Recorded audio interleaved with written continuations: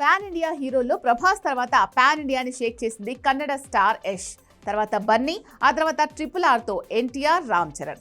మధ్యలో కాంతారాతో రిషబ్ శెట్టి కూడా దుమ్ము దులిపాడు. కాకపోతే అది డివోషనల్ డ్రామా కాబట్టే మాస్ హీరోలుగా ఎన్టీఆర్, ప్రభాస్లు దూసుకెళ్తుంటే బన్నీ అదే వేగాన్ని కంటిన్యూ చేస్తున్నాడు. చరణ్ మాత్రం బొక్కబొర్లా పడ్డాడు.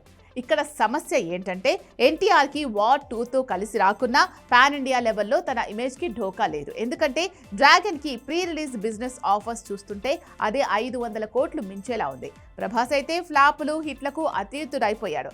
ఎటొచ్చి బన్నీ అండ్ కో మాత్రమే పాన్ ఇండియా లెవెల్లో స్థిరంగా మార్కెట్ని షేక్ చేసే సీన్ ఎంత అని పరీక్షించుకుంటున్నారు. అందులో టాక్సిక్తో యష్ కూడా చేరాడు. ఇక్కడ సమస్య ఏంటి అంటే తను ప్రభాస్, ఎన్టీఆర్లా గెలిచి మార్కెట్లో నిలుస్తాడా, చరణ్లా ఓడి దారిలో వెనకబడతాడా? Toxic teaser pre release business తో పాటు వస్తున్న హైప్ తో ఏం తేలింది? Have a look.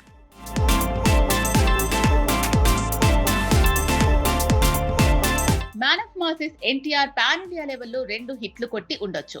Pan India king Prabhas తో పోలిస్తే 2 అంటే తక్కువే. ఎందుకంటే ఏకంగా 5 పాన్ ఇండియా హిట్లు రెబల్ స్టార్ అకౌంట్ లో పడ్డాయి.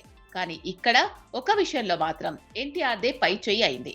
రాజమౌళి సెంటిమెంట్ ని బ్రేక్ చేయడమే కాదు, RRR తర్వాత దేవరా హిట్ తో నార్త్ లో చాలా ఈజీగా మాస్ ఫాలోయింగ్ పెంచుకున్నాడు. బాహుబలి తర్వాత ప్రభాస్ సాహోతో పర్లేదు అనిపించి మళ్ళీ హిట్ కొట్టేందుకు సలార్, కల్కి వరకు వెయిట్ చేయాల్సి వచ్చింది.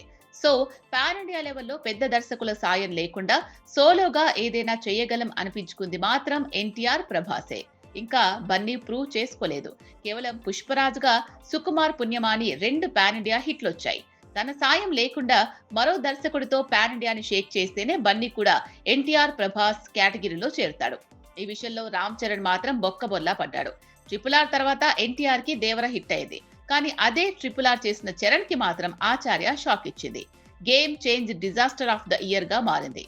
ఇప్పుడొస్తున్న Peddi pan India blockbuster అవుతుంది అనేంత అంచనాలు లేవు. కనీసం చరణ్ ని గట్టెక్కిస్తే చాలు అనేంతగా పరిస్థితి మారింది. ఇప్పుడు ఈ హీరోలందరితో పోలికలు, ఈ చర్చకి కారణం కన్నడ స్టార్ యష్. తను కూడా KGF 2 భాగాలతో ప్రశాంత్ నీల్, పుణ్యమాని పాన్ ఇండియాని షేక్ చేశాడు. ఇప్పుడు మరో దర్శకురాలు సాయంతో టాక్సిక్ మూవీ చేస్తున్నాడు. ఇది పాన్ ఇండియాని షేక్ చేస్తేనే ఎన్టీఆర్, ప్రభాస్ కేటగిరీలోకి యష్ చేరే ఛాన్స్ ఉంది. కాకపోతే ఈ సినిమా తెలుగు రైట్స్ ని 120 కోట్లు పెట్టి దిల్ రాజు కొనడం చూస్తుంటే ఇది ఏ మాత్రం పాజిటివ్ టాక్ తెచ్చుకున్నా 1000 కోట్ల వరదకి ఛాన్స్ ఉన్నట్టే. దిల్ రాజు టేస్ట్ మీద నమ్మకంతో పాటు 120 కోట్ల రైట్స్ కేవలం తెలుగు ఏరియాకే అంటే చాలా పెద్ద న్యూసే.